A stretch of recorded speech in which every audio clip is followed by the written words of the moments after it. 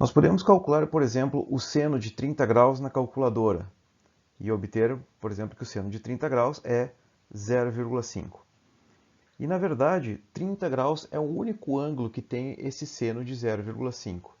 E cada ângulo entre 0 e 90 graus é o único ângulo que tem o seu seno. Então a gente pode caracterizar um ângulo pelo seu seno, ou cosseno e tangente, por exemplo. Então, se a gente não pode fazer a pergunta inversa. Tendo o seno, como a gente pode obter o ângulo que tem esse seno? Então, a resposta é, a gente faz uso de uma função trigonométrica inversa.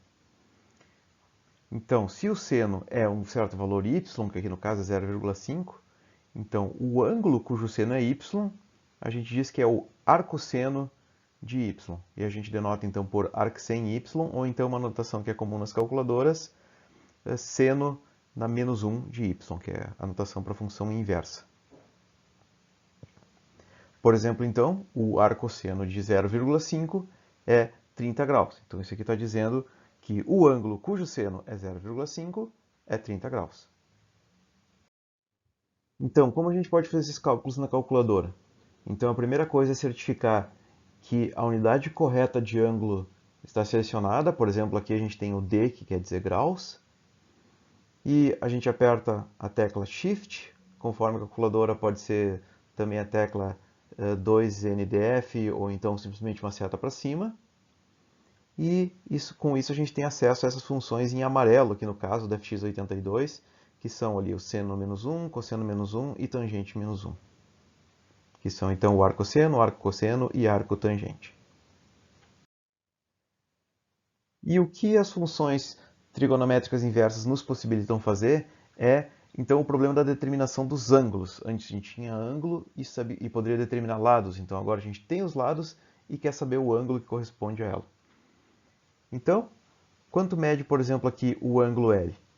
Então a gente começa, como a gente fez no caso da trigonometria no triângulo retângulo, em que a gente escreve a função trigonométrica adequada. No caso aqui é a tangente, que relaciona o cateto oposto, que é 35, a L, e o cateto adjacente, a L, que é 65.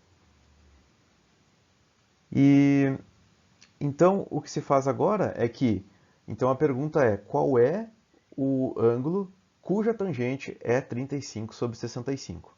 Então isso que é, então qual é a arcotangente de 35 sobre 65? Uma outra forma de se ver isso é que a gente poderia aplicar a arcotangente dos dois lados, né? Se a gente aplicar a arcotangente na tangente, a gente está voltando para o L. E aplica do outro lado.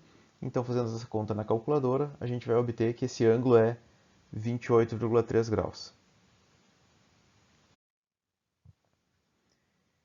Em geral, a gente pode ter as seguintes fórmulas, que são basicamente derivações das fórmulas usuais que a gente tem para seno, cosseno e tangente. Então a gente tem que se o seno de θ é o oposto sobre a hipotenusa, então θ vai ser o arcosseno do oposto sobre a hipotenusa.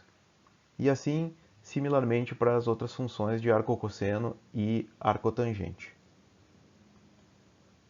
Vamos ver mais alguns exemplos. Você pode, se quiser, pausar o vídeo agora e tentar calcular os ângulos mostrados na tela.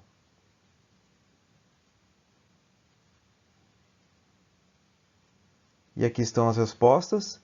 Então, no caso do primeiro, a gente tem o oposto e a hipotenusa, então a gente vai usar o arcosseno. E no segundo, a gente tem o cateto adjacente ao ângulo procurado, que é 3, e a hipotenusa, então a gente tem o arcocosseno. Uma aplicação imediata desses conceitos é a determinação de ângulos de elevação e depressão. Então, se a gente tem um determinado objeto a uma certa altura do solo, ou então mesmo uma elevação como um morro, a gente pode determinar qual é o ângulo de elevação se a gente souber, por exemplo, qual é a distância horizontal que a gente percorreu e qual é a distância vertical que o objeto está. E o mesmo vale, por exemplo, para se eu tiver uma depressão, por exemplo. Então a gente vai calcular então a distância vertical é o cateto oposto e a distância horizontal é o cateto adjacente, então a gente calcula a arcotangente da distância vertical sobre a distância horizontal.